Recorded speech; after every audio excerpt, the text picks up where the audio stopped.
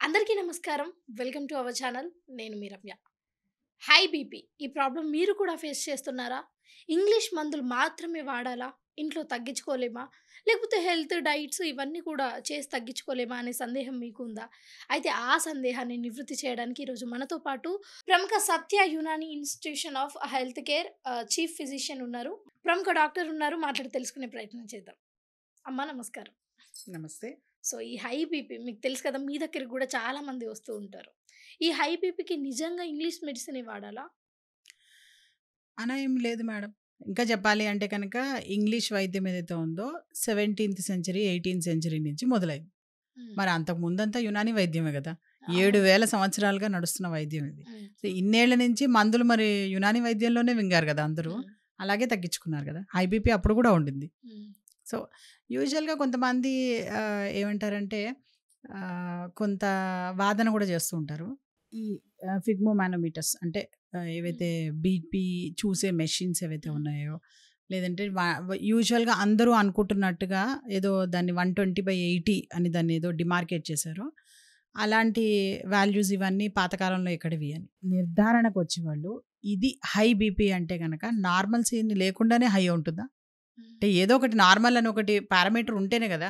దానికి పైన దాన్ని హై, కింద దాన్ని లో అని చెప్పేది మనం. అవును. సో, అది ఎప్పటినుంచో కొన్ని వందల, వేల సంవత్సరాల నుంచే ఉందది. హ్మ్. ఇప్పుడు కొత్తగా హై బీపీ అన్నది కనుక్కున్నది ఎవరు లేరు ఇక్కడ.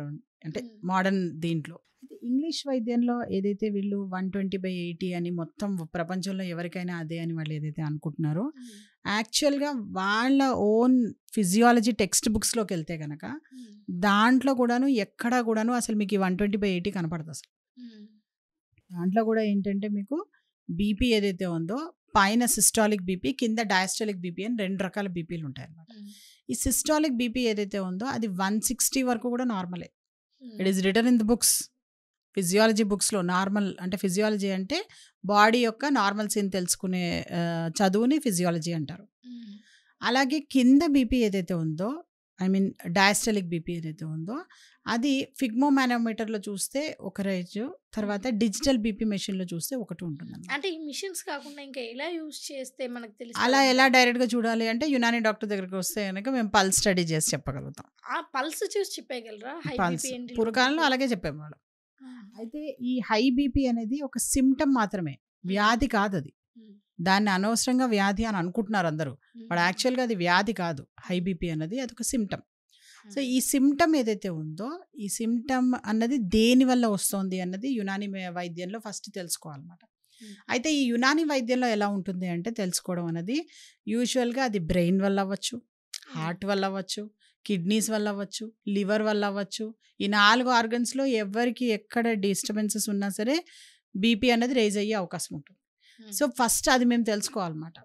ఒక బీపీ అని ఎవరైనా పర్సన్ మా దగ్గరకొస్తే గనక హై బీపీ ఎందుకొచ్చింది అన్నది ఫస్ట్ రూల్ ఔట్ చేస్తాం మేము. హ్మ్. రూల్ ఔట్ చేసి ఎప్పుడైతే దాన్ని కరెక్ట్ చేస్తామో ఆటోమేటిక్‌గా ఏమైపోతుందంటే వాళ్ళకి అది తగ్గిపోతుంది. ఆ తర్వాత హై బీపీ అన్నది వాళ్ళకి మెడిసిన్స్ వాడాల్సిన అవసరం ఉండదు. నెయిదర్ ఇంగ్లీష్ మెడిసిన్ నార్ యునాని మెడిసిన్. హ్మ్. ఓన్లీ స్టార్టింగ్‌లో మాత్రమే అది కరెక్ట్ చేసేంత వరకు మాత్రమే మేము మెడిసిన్స్ ఇస్తాం. హ్మ్. ఎందుకు మా దగ్గర కొన్ని వేల మంది పేషెంట్స్ ఎంతోమంది హై బీపీ అని వచ్చిన వాళ్ళు తగ్గిపోయి మామూలుగా ఇప్పుడు అసలు టాబ్లెట్సే లేని వాళ్ళు ఎంతోమంది ఉన్నారు. హ్మ్.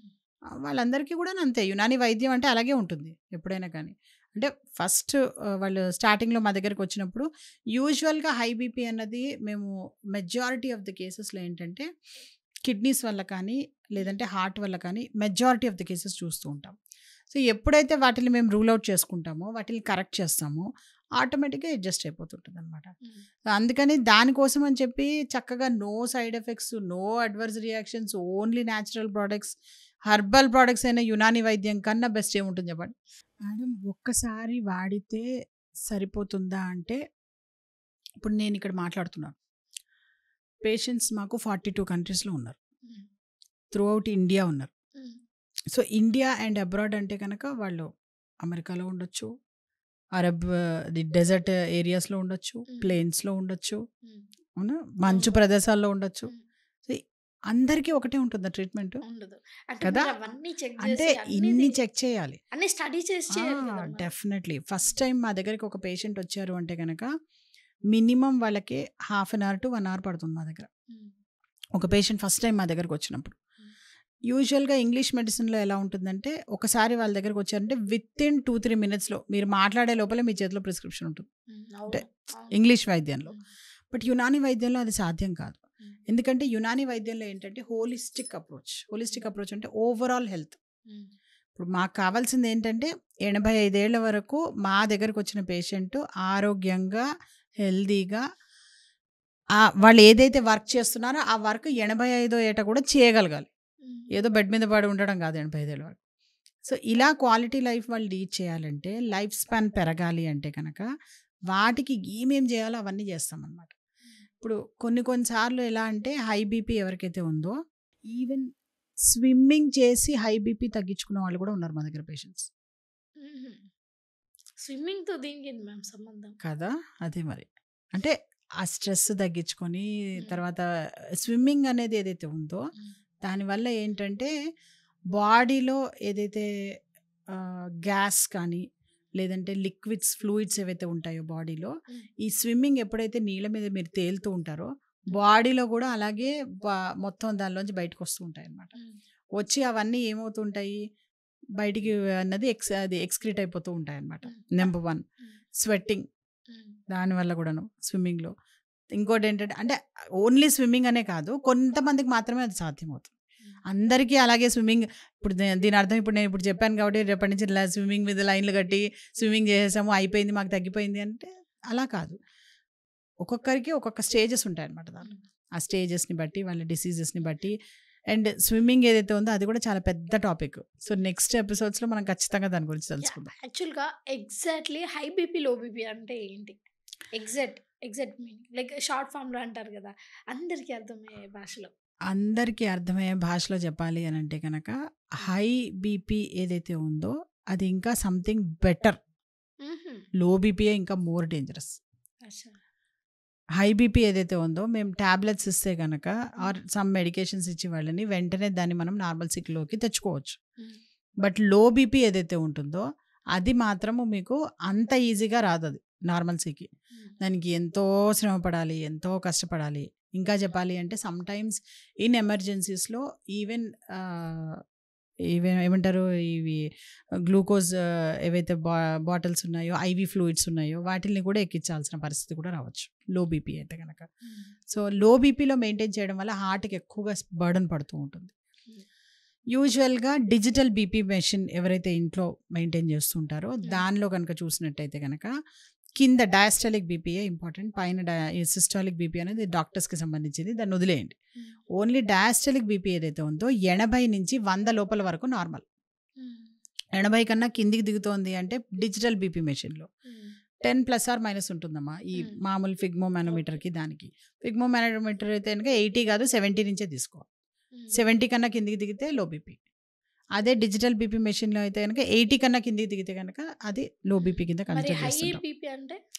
హై బీపీ అంటే గనక పైన 100 కన్నా ఎక్కువ ఉంటే గనక డిజిటల్ డయాస్టాలిక్ బీపీ ఏదైతే ఉందో అంటే మనకి అది 70-90 మిడిల్‌లో ఉండాలంటారా? 70-90 అనేది ఫిగ్మో మానోమీటర్‌లో అంటే డాక్టర్స్ చెక్ చేసే బీపీ మెషిన్‌లో. హ్మ్.